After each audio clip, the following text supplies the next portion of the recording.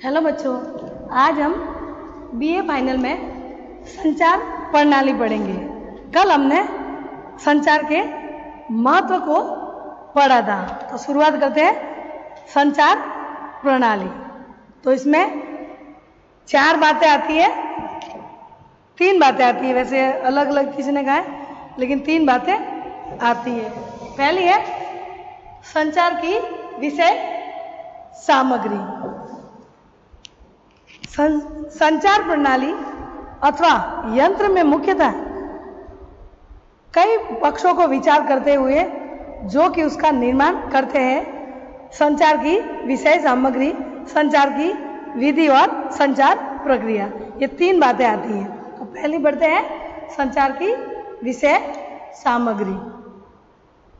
संचार की विषय सामग्री में इस बात पर विचार किया जाता है कि किसका संचार किया जाना है, अर्थात संदेश क्या है जिससे प्रेरित करना है।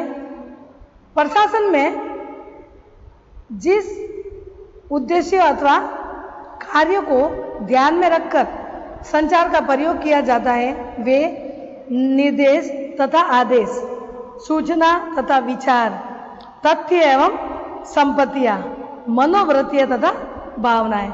यानी क्या क्या सामग्री ली जाए उसमें, तो आदेश देने की, सूचना और विचार और मनोवृत्तियां और भेजने के क्या क्या विधि होगी, ये सब सामग्री इकट्ठी करने के बाद ही संचार प्रणाली सफल हो सकती है। तो इसमें थोड़ा सा है बच्चों, ये आपके सिलेबस में जो मेन पढ़ना। दूसरा संचार की प्रणाली में है संचार की विधि। संचार की विधि के अंतर्गत इस बात का निश्चित किया जाता है कि संचार कैसे किया जाए। संचार की विधियों को सामान्यतः निम्न 4 विधियों को सम्मिलित किया जा सकता है। एक तो बोलना और कहना, यानी आप कोई सूचना भेजे तो बोल के भी उनके साथ भेज सकते हैं, ये विधि है। दूसरा है लिखना, ईमेल या मेल में लिखकर आप आगे भेज सकते हैं। तीसरा है आचरण करना, ऐसा आचरण करना, हाथ मुंह ऐसे से इशारा करना, वो भी हम संचार उनको मतलब वार्तालाप कर सकते हैं। और सुनना, सुन के भी हम जो आगे वाला ऑर्डर दे रहा है ये करना, आपको कोई अफसर है, अधिकारी है, तो हम सुनकर वो संचार को प्राप्त कर सकते हैं। तीसरा लास्ट है संचार की प्रक्रिया, यानी संचार की प्रणाली में संचार की प्रक्रिया क्या होगी। संचार प्रक्रिया में इस बात पर विचार किया जाता है कि संचार की प्रक्रिया कैसी हो और उस प्रक्रिया में भाग लेने वाले व्यक्ति संदेश के प्रेषक में कौन से कार्य करें। संचार प्रक्रिया के प्रमुख तत्व हैं प्रेषक, सूचना और प्राप्तकर्ता और माध्यम। ये प्रेषक जो संवाददाता, सूचना देना, फिर जिसके पास सूचना भेजी है वो प्राप्त करता है, किसके माध्यम से, डाकतार या मेल, किसके द्वारा भेज रहे हैं, ये है संचार प्रणाली। अब हम संचार के प्रकार पढ़ेंगे। संचार के प्रकार तो इसमें अलग अलग दे रखे हैं। तो पहला हमने कि कितने प्रकार के संचार भेजने के, जो आप सूचना भेजते हैं तो कितने प्रकार हो सकते हैं, क्या क्या हो सकते हैं, उसमें हम पढ़ेंगे। तो पहला है मौखिक अथवा लिखित संचार। इसमें मौखिक संचार से तात्पर्य है संवाददाता द्वारा किसी सूचना अथवा संवाद का मुख से उच्चारण कर संवाद प्राप्तकर्ता को प्रेरित करने से है। यानी बोल के कहना कि ये आपको कार्य करना है, ये है मौखिक। उसमें ऑफिस में जाकर वो जो भी अधिकारी है वो डायरेक्ट कह सकता है कि ये आप टाइप कीजिए और वहां भेजना है, विषय बता देते, तो वो है मौखिक। दूसरे शब्दों में जो सूचना या संदेश लिखित न हो वरन जबानी कहे या निर्गमित किए गए हो उसे मौखिक संप्रेषण कहते हैं। यानी मुंह से बोलकर उनको सूचना को पहुंचाना। इस विधि के अंतर्गत संदेश देने वाला तथा संदेश प्राप्त करने वाले दोनों एक दूसरे के सामने होते हैं, क्योंकि बोलने का दूर से तो कह नहीं सकते, आमने सामने होते हैं। इस वैसे फोन में भी हो सकते हैं, मोबाइल में, फोन में, सब में हो सकते हैं, उसमें भी फोन करके कह सकते हैं कि ये कार्य कर लो। इस पद्धति में व्यक्ति पहुंच संभव होती है। लॉरेंस एप्ले के अनुसार मौखिक शब्दों का पारस्परिक संप्रेषण संदेह या संदेशवाहक की सर्वश्रेष्ठ कला है। व्यवसायिक जगत में 75% समय मौखिक संप्रेषण में ही व्यतीत होता है। यानी ज़्यादातर ऑफिसों में जो अफसर है वो मौखिक रूप से ही कहता है, बार बार लिखित रूप से बातें नहीं करता। तो ज़्यादातर संचार का प्रयोग मौखिक रूप से होता है। अगर बाहर सूचना भेजनी है तो लिखित होता है। मौखिक संप्रेषण के प्रमुख साधन है आमने सामने दिए गए आदेश।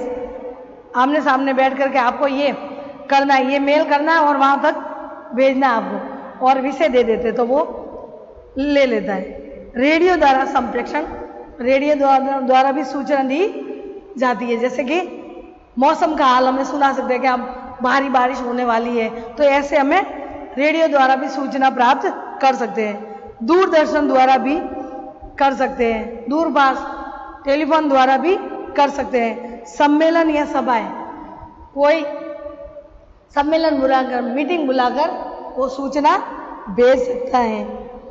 और संयुक्त विचार विमर्श, साथ में मिलकर संगठन बनाकर आपस में विचार विमर्श करके भी संचार को भेजा जा सकता है। और साक्षात्कार, यानी साक्षात्कार जो उनके इंटरव्यू ले रहे उनके द्वारा भी संचार भेजा जा सकता है। मौखिक संप्रेषण के कई लाभ हैं। इस पद्धति से समय व धन दोनों की बचत होती है। यानी मेल भेजते तो पैसे भी लगते हैं, और किसी दूरदर्शन या रेडियो में देते तो वहाँ भी पैसे लगते हैं, लेकिन ये बिल्कुल ही जो कागज वगैरह खराब नहीं होते, तो सिर्फ बोल के ये करना है, उससे धन की बचत होती है। मौखिक के लाभ बताए गए। मौखिक संदेशवाहक आसानी से समझ में आ सकता है। बिल्कुल बोले ना तो थोड़ा नहीं समझ आया तो वापस उनको कह, सर वापस कीजिए, वापस कहिए कि आप क्या कहना चाहते हैं, तो उसी समय वो समस्या हल हो जाती है। संदेहवाचक या संदेहवाहक आसानी से समझ में आ जाता है। संकटकालीन अवधि में कार्य में गति लाने के लिए मौखिक पद्धति संदेहवाहक की एकमात्र विधि है। यानी संकट काल में या नहीं है, नेट नहीं है, कोई विषय सामग्री नहीं है, तो ये कार्य मौखिक के द्वारा संकट काल में है तो जल्दी से मुंह से कही जा सकती है। मौखिक संप्रेषण लिखित संप्रेषण की तुलना में अधिक लचीला होता है। यानी कठोर नहीं होता, लचीला अच्छा होता है, क्योंकि मौखिक में हर कोई समझ पाता है। मौखिक संप्रेषण पारस्परिक सद्भाव एवं सद्विश्वास में वृद्धि करता है।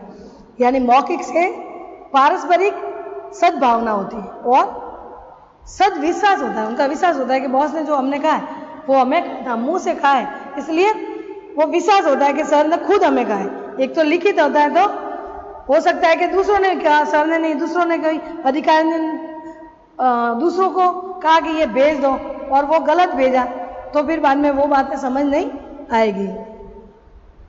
इस प्रकार लाभ के अलावा थोड़े हानि भी हो सकती है, दोष भी हो सकते हैं मौखिक संप्रेषण के। मौखिक वार्ता को बातचीत के उपरांत पुनः प्रस्तुत करने का प्रश्न ही नहीं उठता। यानी मौखिक में ये है कि इतनी बातें करने के बाद मीटिंग ली आधे घंटे की, ये आपको करना है, लेकिन वापस आप पूछोगे कि ये वापस लो मीटिंग 1 घंटे की, तो हमें कार्य करना है, तो वो संभव नहीं होता। मौखिक वार्ता भावी संदर्भ के लिए अनुपयुक्त, यानी भावी विषय, जिस विषय में भावी विषय कोई ऐसा है जो सब पर प्रभाव डाल रहा है, तो उसके लिए भावी संदर्भ के अनुपयुक्त है, क्योंकि उसमें बोलने से नहीं, छोटी छोटी बातों को लिखना पड़ता है।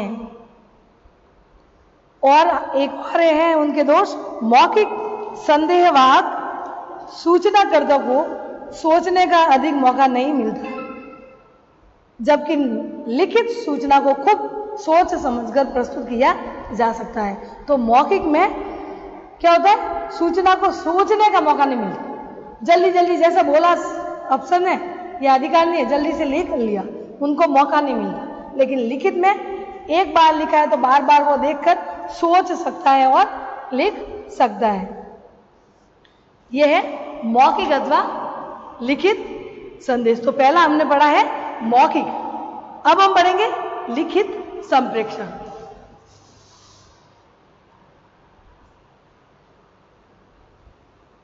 लिखित संप्रेषण,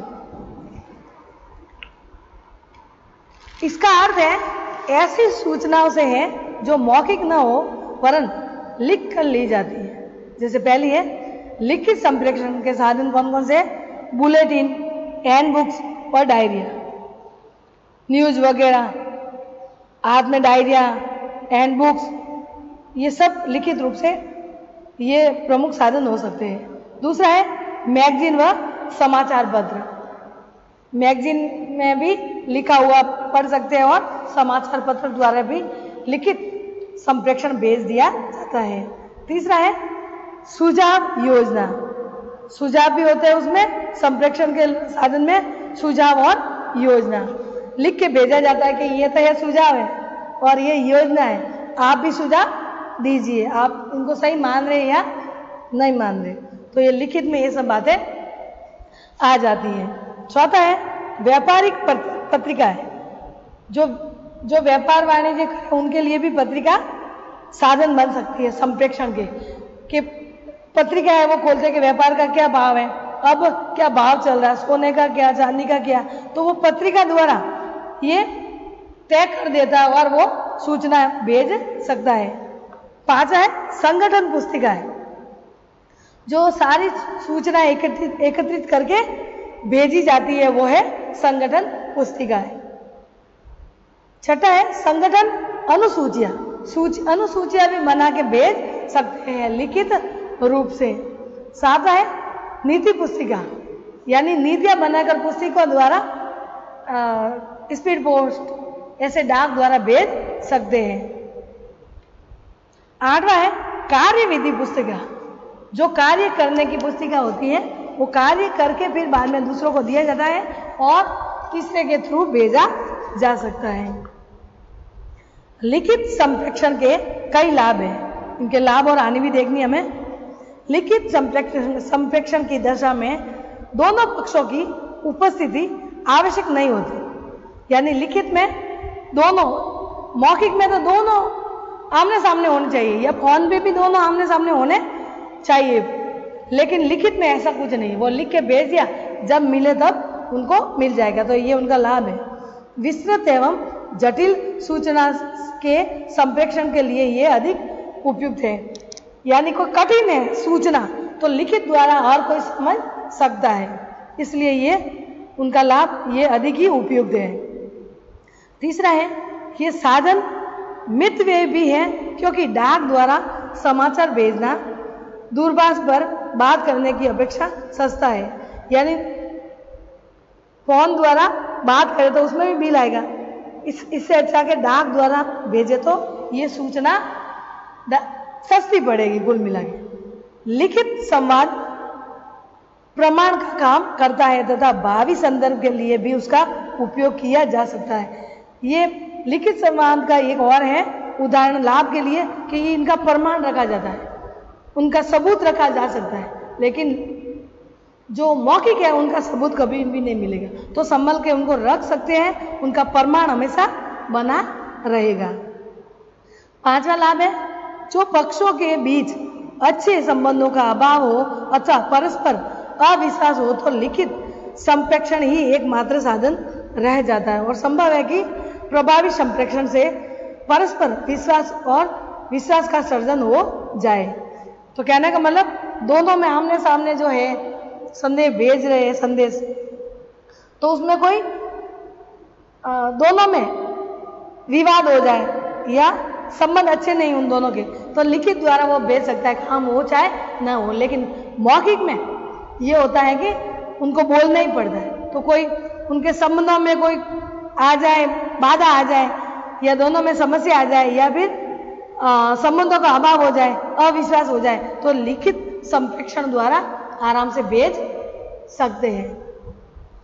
अब लिखित संदेश वाहक की दशा में कुछ दोष भी पाए जाते हैं। तो प्रत्येक सूचना को, चाहे वह छोटी हो अथवा बड़ी हो, लिखित रूप में ही प्रस्तुत करना पड़ता है, जिनमें स्वभावतः बहुत अधिक समय धन का अपव्यय होता है।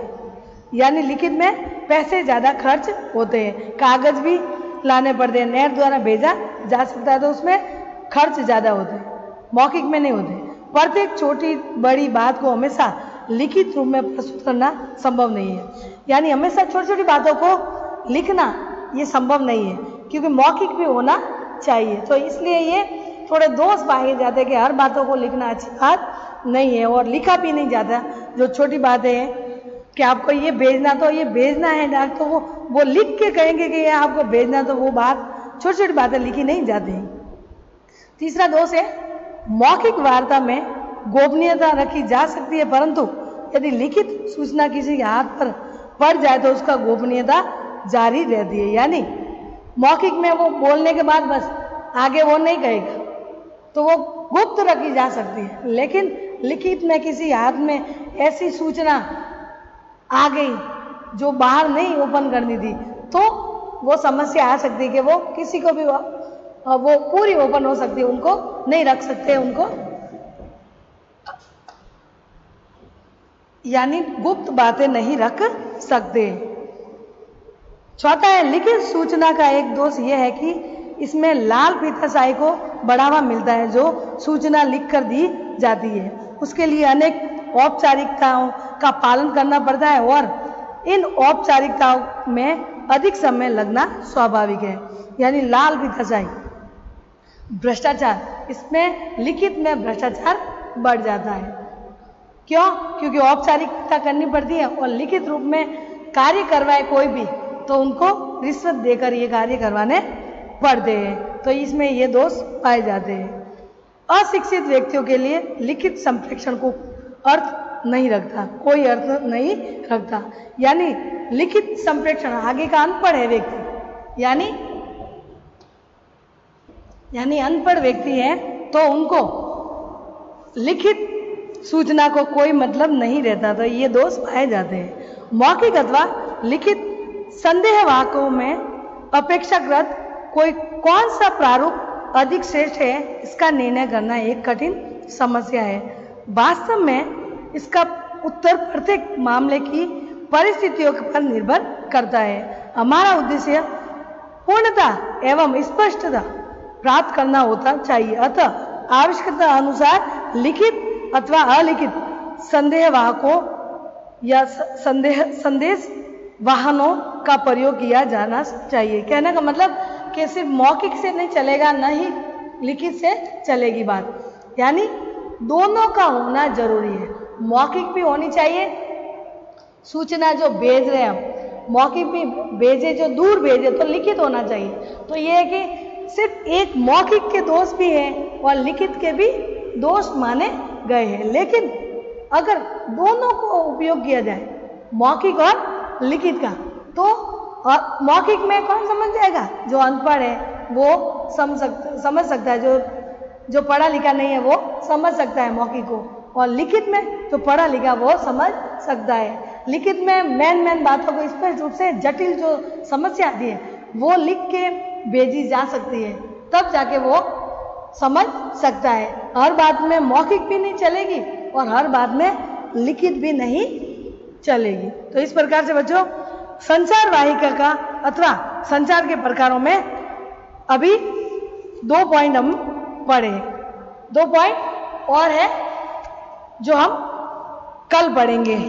इसके अलावा बच्चों कल हम संचार प्रक्रिया के अंग भी पढ़ेंगे, प्रभावी संचार की विशेषताएं, संचार की बाधाएं, संचार में बाधाएं को दूर करने के उपाय।